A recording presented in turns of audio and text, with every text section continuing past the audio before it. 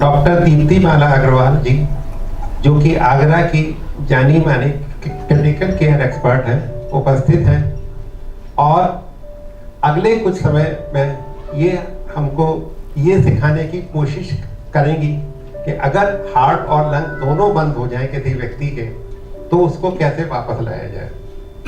ये इसलिए भी आवश्यक है क्योंकि 3 मिनट के अंदर कोई भी डॉक्टर आपके पास नहीं पहुंच सकता, तो हमारे लिए ये बहुत ही आवश्यक है कि हम सब इसको सीखें। मैं शुक्रगुजार हूँ डॉक्टर दीप्ति माला अग्रवाल का कि वो यहाँ आई और अपना इतना समय उन्होंने हमारे लिए दिया। मैडम दीप्ति माला अग्रवाल।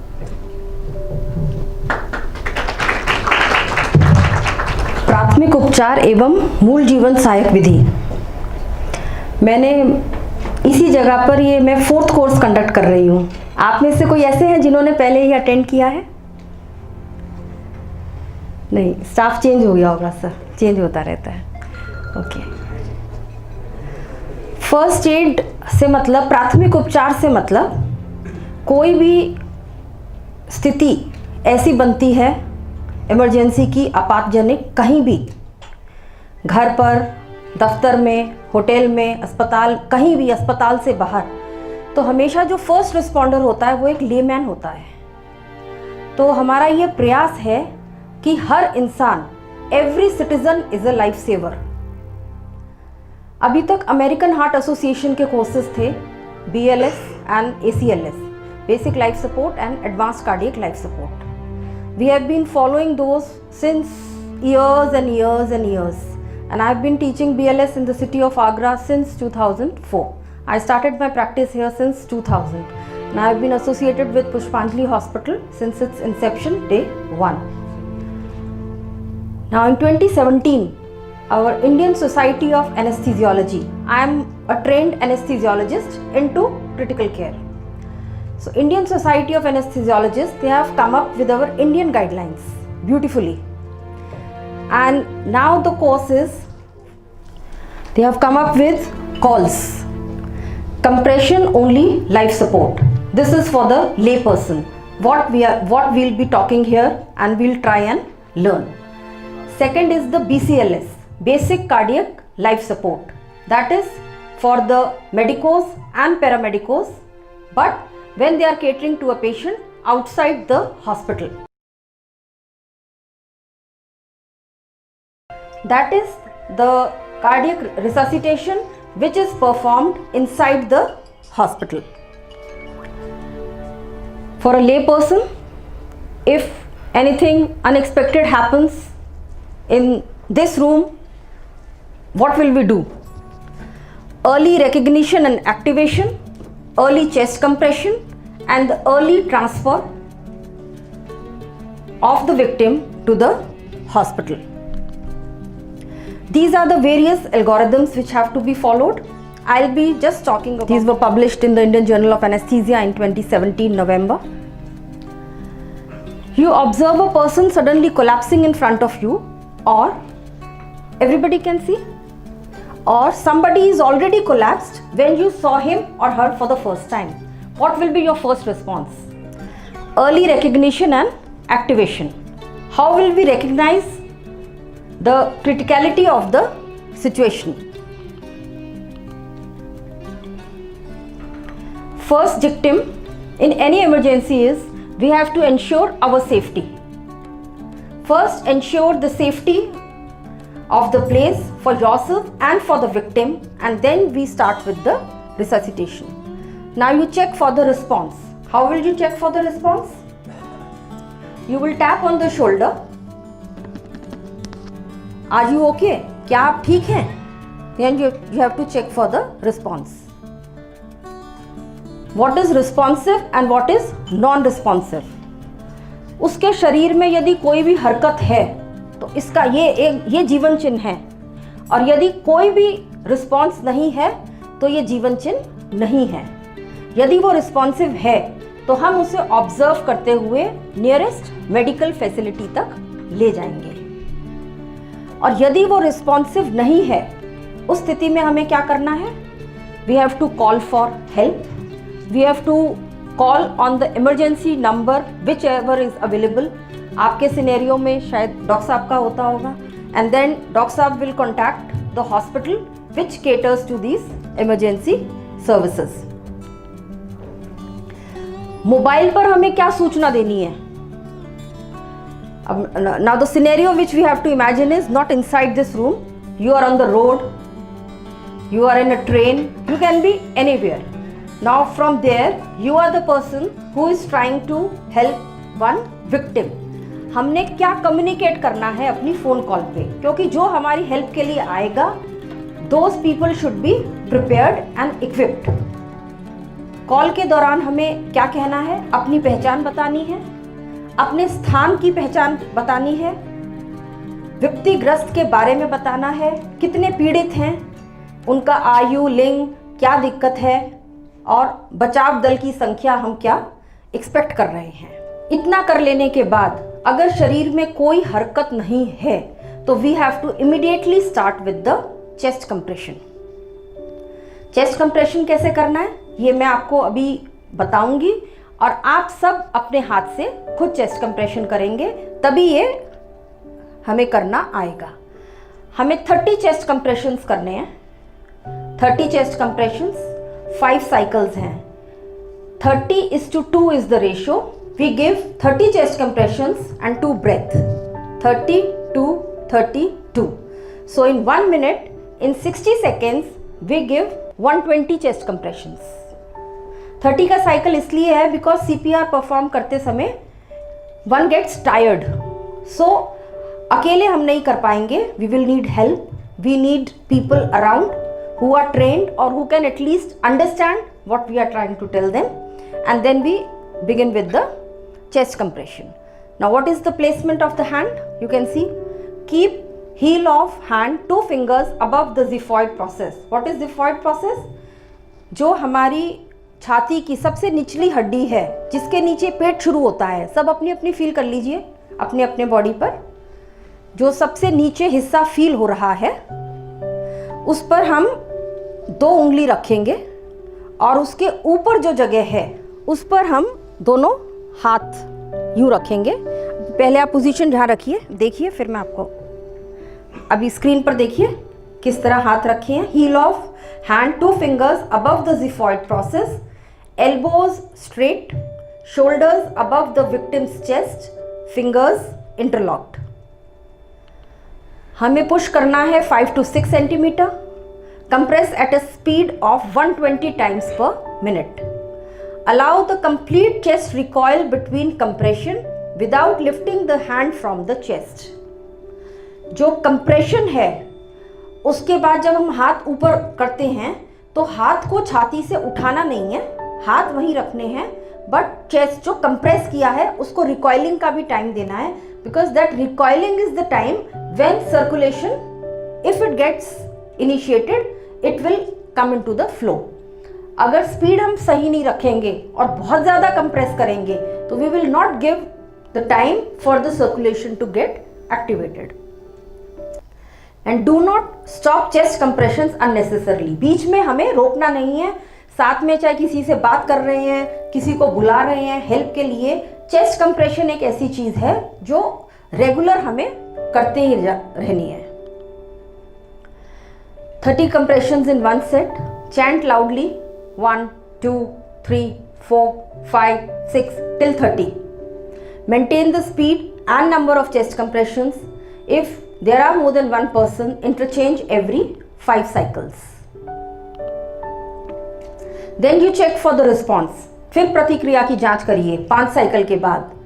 यदि विक्टिम कोई भी मूवमेंट कर रहा है, कोई कफिंग कर रहा है, आवाज़ देने की कोशिश, कुछ आवाज़ निकाल रहा है, शरीर में हरकत है, इसका मतलब उसका हार्ट और ब्रीदिंग दोनों चल रही हैं। रिस्पॉन्सिव है तो we will stop the chest compression, और still he is not responsive, we have to continue with the chest compression till either the medical help arrives और we reach the hospital. This is the entire algorithm. How long to continue CPR? या अभी इस बारे में मैंने आपको बताया। Responsive victim क्या होता है? जिसका शरीर थोड़ा भी हिलने लगे, वो खांसी करने लगे और उसकी आवाज़ निकलने लगे, थोड़ा ऐसे। ऐसी स्थिति में फिर जब हम पेशेंट को, विक्टिम को शिफ्ट करते हैं, ट्रांसफ़र करते हैं, it has to be in the lateral position. Lateral से मतलब करवट। एक शीट यहाँ नीचे लग जाएगी डॉक्टर साहब, ये CPR ज़मीन पे ही हो पाएगा। It has to be in the lateral position, वो मैं आपको भी बना के बताऊंगी। CPR किस स्थिति में शुरू नहीं करना है, हमें चेस्ट कंप्रेशन करना है या नहीं करना है, इसका ज्ञान बहुत इंपॉर्टेंट है। किस स्थिति में नहीं करना है? पहला, यदि सीन सेफ नहीं है, डोंट डू इट, अपनी लाइफ रिस्क नहीं डालनी है। पेशेंट रिस्पॉन्सिव है तब नहीं करना है। विक्टिम की बॉडी इतनी स्टिफ हो चुकी है, कई बार होता है, पता लगता है रात में सोए थे सुबह उठे नहीं, कई बार हो जाता है घरों में बड़े बुजुर्गों के साथ या किसी के साथ भी, तो सुबह आपने देखा और बॉडी बिल्कुल अकड़ी हुई है अगर, तो CPR करने का कोई मतलब नहीं है। फिर तो इरिवर्सिबल चेंजेस बॉडी में हो चुके हैं, बॉडी स्टिफ हो गई है, जिसको राइगर मोर्टिस कहते हैं, तो then it's of no use. So these are the CPR guidelines. I will not say thank you, I will continue. Can we have this on the floor? इसके साथ ही मैं बात करूंगी और किन्हीं भी स्थितियों में, कोई भी इमरजेंसी की स्थिति में हमें कैसे रिएक्ट करना है, कैसे रिस्पॉन्ड करना है। जैसे आपके यहाँ कोई बैठ के खाना खा रहे हैं, कई बार होता है खाते खाते यहाँ पर कुछ फंस जाता है।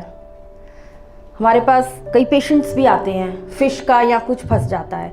उस सिंपल छोटे से फंसने से जो हमारा एयरवे है ऑब्स्ट्रक्ट हो जाता है और कई बार उससे ऑन टेबल, आपने सुना होगा कभी, लंच टेबल, डाइनिंग टेबल पे ही एकदम मृत्यु हो गई, उससे एयरवे हमारा ऑब्स्ट्रक्ट हो जाता है। हमें एयरवे को रिलीव करना है, उसके लिए होता है हेमलिक मैन्यूवर। मैं डेमोन्स्ट्रेट कर दूंगी, any girl can come. The beauty of this procedure Heimlich manoeuvre is it can be done on a patient lying down, patient victim sitting or standing.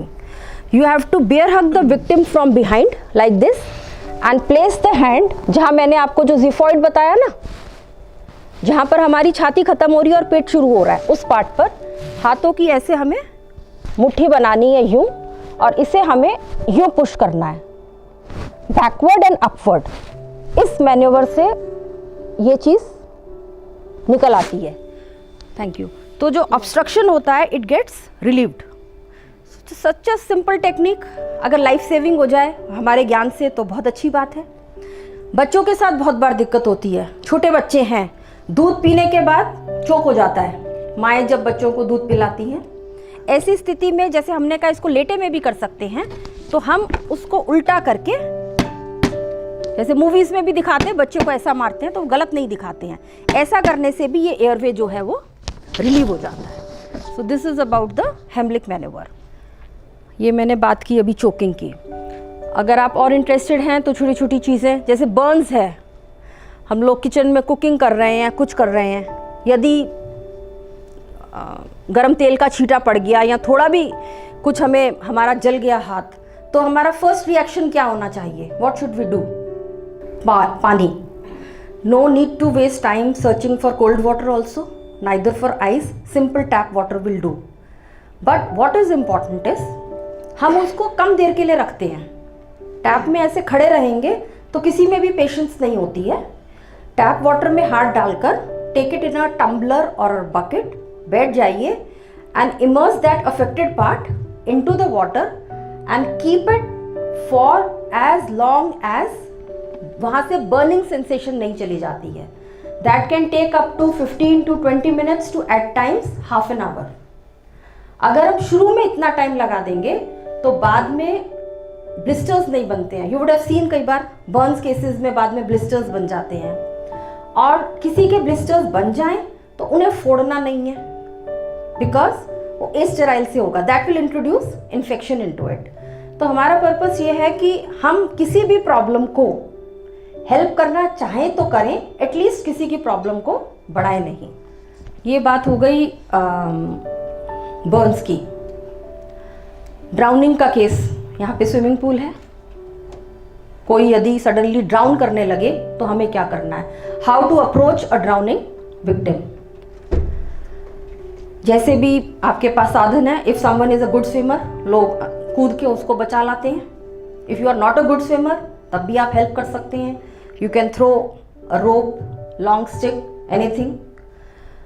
उसको जब हमने लेकर आना है, यदि स्विम करके लेकर आ रहे हैं, तो हमेशा उसको हमने ऐसे उठाकर लाना है, एक हाथ से। बॉडी उसकी फ्लोट करेगी और एक हाथ सिर के नीचे, एंड देन यू स्विम और do whatever with your hand and you can bring him to the side. But in this case, what the difference is, you cannot start the chest compression immediately drowned victim में if he is not responsive. Why? Because उसके lungs में पानी जा चुका है। तो first उस पानी को हमें निकालना है, then अगर कोई चीज़ खाली है तभी उसके अंदर हम कुछ डाल, then only chest compression will become effective. तो पानी निकालेंगे कैसे? lateral position से। आपने स्नेक बाइट के केसेस सुने होंगे, हमारे पास बहुत आते हैं। स्नेक बाइट के केसेस ज़्यादातर रूरल एरियाज़ में होते हैं या जहाँ भी लोग ओपन स्पेसेस में सोते हैं। आजकल बरसात है तो केसेस काफ़ी बढ़ गए हैं। मोस्टली लोग वाईगीर के पास जाते हैं। हर विलेज में एक वाईगीर होता है जो स्नेक मैनेजमेंट का एक्सपर्ट होता है। गलत नहीं है, सबकी अपनी अपनी आस्था है, ठीक है। जो स्नेक बाइट है, 95% of the snakes are non poisonous. 95% are non poisonous. तो अगर काट भी लिया है तो हमें कुछ होना ही नहीं था। और अगर पॉइजनस ने काटा है तो वाईगीर कैन नॉट हेल्प यू। तो स्नेक बाइट में भी हमें क्या ध्यान रखना है, if the snake is poisonous there will be a complaint. उसको शरीर में कमजोरी आने लगेगी। जिसको नहीं मालूम है वो कहेगा डर गया है, घबरा गया है, सो जा सो जा। इतनी शरीर में कमजोरी आ जाती है। Snakes found in our area they all are neurotoxic. Neurotoxic means हमारी न्यूरोमस्कुलर जंक्शन पे वो एक्ट करते हैं, जिससे हमारी मसल्स जो हैं वो धीरे धीरे पैरालाइज हो जाती हैं, आंख बंद होने लगती है, जिसको मेडिकली हम कहते हैं टोसिस, नहीं तो ड्रूपिंग ऑफ आईलिड्स। हमारे पास बहुत पेशेंट्स आते हैं जो न्यूरोलॉजिस्ट के पास आता है न्यूरो की प्रॉब्लम लेके, और फिर जब हम लोग देखते हैं तो हम उसको स्नेक बाइट डायग्नोज कर देते हैं। हम तो इमरजेंसी डील करते हैं, नॉट ओपीडी। और वो उससे अगर उसको टाइमली टोसिस मतलब drooping of eyelid is the first symptom in any poisonous snake bite, उस पर हमें अलर्ट हो जाना है and we should reach the nearest medical facility. Anti snake venoms available हैं, वो लगते ही within 24 hours patient response. अगर उसको टाइमली हेल्प नहीं मिलती है तो जब न्यूरोमस्कुलर जंक्शन पैरालाइज्ड है तो ब्रीदिंग रुक जाती है, और ब्रीदिंग रुकने से मौत हो जाती है। तो आज के टाइम में सांप कटे से मौत हो जाए तो बहुत दुख की बात है, पर अभी भी हो जाती हैं। हमारे पास बहुत साल हो गए, 10 साल पहले भरतपुर के पास कौन सी जगह है, वहाँ मंदिर के पुजारी थे, उनको काट लिया था। उसका जो ब्रदर था वो CPR ट्रेंड था, वो समझ गया, वो CPR करता हुआ वहाँ से हमारे हॉस्पिटल तक लेकर आए थे। वो पेशेंट 1 मंथ वेंटिलेटर पे रहा था, 1 महीना, उसके बाद वो चल कर गया था। सो द थिंग इज कि if things manage timely they can be treated. अब मैं आपको CPR का एक बेसिक बता देती हूँ। पहले पोजीशन हमेशा यूँ होगी, कहीं भी हमें CPR करना पड़ जाए विक्टिम को, अगर हम अस्पताल में नहीं हैं, है ना, हम उसको फ्लोर पे ले लें। अभी कुछ वर्ष पहले माइकल जैक्सन का निधन हुआ था, उनके CPR को लेके क्या कंट्रोवर्सी थी। उनका CPR डलअप के बेड में हो गया था, और सब 5 स्टार होटल्स में डलअप ही होता है। तो इन केस कोई इमरजेंसी हो, please take the victim on the floor. जैसे ये भी जो हॉस्पिटल के बेड्स हैं, they are hard beds, they are designed for it. उसके बाद जैसे मैंने पोजीशन आपको बताई, यहाँ से this is the xiphoid process, इससे 2 फिंगर ऊपर, 1 हैंड हियर, दूसरा here. You have to be like this. आप मेरा पोजीशन देख रहे हैं, shoulders, elbows and my wrist is in straight line. You have to be over the patient like this, and then you have to press. You have to count 1, 2, 3, 4, 5, 6, 7, 8, 9, 10, 11, 12, 13, 14, 15, 16, 19, 20, 21, 22, 23, 24, 25, 26, 27, 29, 30. 30, 30, 30, 5 times, 120 per minute. 60 seconds में 120, double हर second में 2. उसके बाद airway maintenance के लिए head tilt and chin lift. बहुत लोग खराटे लेते हैं, आपने देखा होगा, स्नोरिंग करते हैं. What is snoring? It is partial airway obstruction. आप उस सोते हुए की थोड़ी यूं कर दीजिए, उसकी खराट रुक जाएगी. सो जैसे हमारे आईसीयू में जो पेशेंट स्नोर करते हैं, है ना, we put in airways and all those. So I always think कि अपने घर में ले रहा होता तो इसे कोई डिस्टर्ब नहीं करता. But for us it's an emergency if somebody is snoring, because that is the partial obstruction. जो लोग ज़्यादा स्नोर करते हैं, आपने देखा होगा, अगर ऑब्जर्व किया हो, नहीं तो करना किसी को सोते को, वो इतनी खराटों की आवाज़ बढ़ जाएगी, उसकी नींद एकदम जग जाती है. क्यों जग जाती है? वो ऑब्स्ट्रक्शन कंप्लीट होने वाला था, तो उसके माइंड ने उसको जगा दिया. There is a thing like obese hypoventilation syndrome. जो लोग मोटे होते हैं वो बैठे बैठे सो जाते हैं ना, और कई बार वो ऐसे में ही चले जाते हैं और कोई रियलाइज़ नहीं करता है. So this is the head tilt and chin lift. किसी भी इमरजेंसी में कई बार रुकी हुई जो ब्रीदिंग है, केवल head tilt and chin lift से भी ब्रीदिंग स्टार्ट हो जाती है. वो क्यों हो जाती है? जब हम गर्दन को यूँ रखते हैं तो जो हमारी टंग है वो हमारी पोस्टीरियर फेरेंजियल वॉल से पीछे जाके अटक जाती है, तो that passage gets closed, and the moment you do it like this, that passage opens up. I will tell the recovery position. I want one boy volunteer for that. कोई भी एक आके यहाँ लेट जाए. हमने जिसको चेस्ट कंप्रेशन दे दिया और ये रिस्पॉन्सिव हो गया, इसने कोई हरकत कर दी. अब हमें इसे हॉस्पिटल लेके जाना है, तो हम कैसे लेकर जाएंगे? इनका हाथ इधर सीधा करिए. ये वाला हाथ हमने किया यूं, ये हाथ पकड़ा. 1 मिनट, आप हटो. ये हाथ पकड़ा और ये इनका ये बदला, इसको हमने यूं पलट दिया. ये चीज़ अकेला आदमी कर सकता है. इस पैर को हमने मोड़ के इनके पेट से लगा लो, पेट से लगा दिया. ये अब बॉडी का वेट ऐसा हो गया है कि he will remain like this. और इसको हमने हेड टिल्ट और चिन लिफ्ट कर दिया.